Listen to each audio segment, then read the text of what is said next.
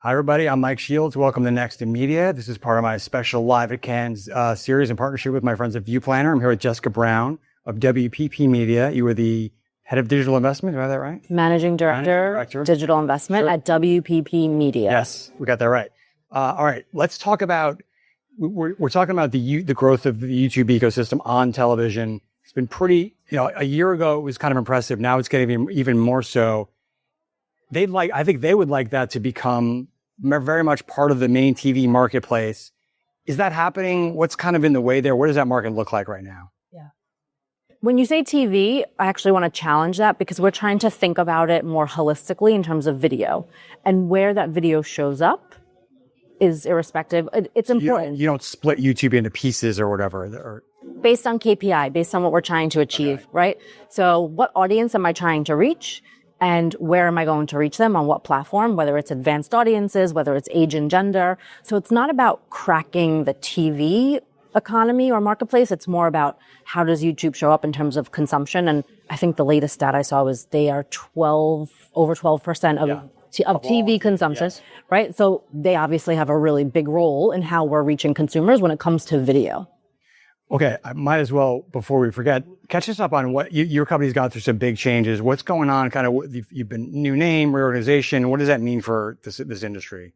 Yep. For us, it's similar to what I was just saying, thinking about things more holistically. So we're trying to streamline the way that we approach the marketplace, the way that we talk to clients, the way that we plan and buy. So we're building out Open Media Studio. You've probably heard about Open Intelligence. Yep. This platform, end-to-end planning to activation to measurement. So it's much more streamlined, much more cohesive approach to the market, to planning and to buying. Does that mean more algorithmic buying? Everyone's talking about that right now. Is that the platforms are doing it? Do you guys want to do that? What does that mean? Yeah, definitely. Tech, AI is very important to us, important to our future, important to the way we're buying media. But also the humans that are thinking about the tech are important. And as it relates to YouTube, things, what are the insights we can get that will help us make better campaigns on YouTube with creators? What's the different creative versions that we can leverage AI to help us have more effective and more impactful creative when it comes to YouTube? Things like that. All right, swinging back to the YouTube topic, there's a lot of ways into YouTube. You can do it programmatically and go through the select channel. They have a couple new products that are timed towards big key moments, things are trending. You can go directly to creators. That sounds, I guess, great, but also complicated, especially when you're talking about all these different KPIs. So how does that affect your day-to-day? Is there a way to simplify that, or should there be? I think Google's done a great job of simplifying the way that we buy YouTube. There's two different doors we can go through, whether it's Google Ads or DV360. And it goes back to this holistic view of what we're trying to do. What's the KPI? What's the goal that we're trying to achieve? And what products we buy and how we buy will be informed by what we're trying to achieve. What do you need more of? Do you need more? Everybody wants more measurement, or more cohesive way to identify people. Is it very challenging to put all these different types of video platforms together with traditional TV and streaming and throw in maybe TikTok and things like that? What do you need more of right now? Yep. We definitely more holistic and consistent measurement when we're thinking about YouTube and the creators that we would be working with. That can live on multiple channels, right? It'll live in one walled garden, multiple walled gardens. So how do we consistently measure across all of them, whether it's a purchase type intent, signal? So what's the more holistic view so that we can compare apples to apples across the ecosystem?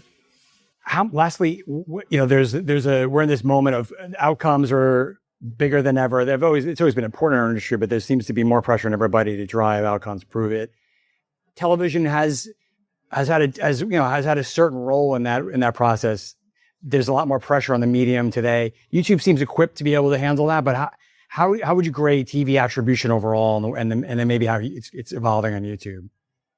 How would I grade TV attribution relative to YouTube? Or overall, and then getting it how it works on YouTube, I guess. I guess the thing that I love about digital is that you get so many more signals and you can understand so much more. And that's very different than the way that we're looking at TV.